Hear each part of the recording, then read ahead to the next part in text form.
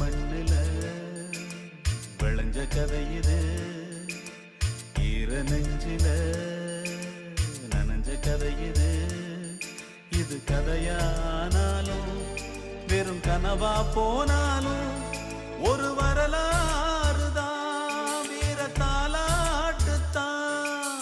கதை போல தோணும் இது கதையும் இல்ல, இத கலங்காம கேட்கும் ஒரு இதயம்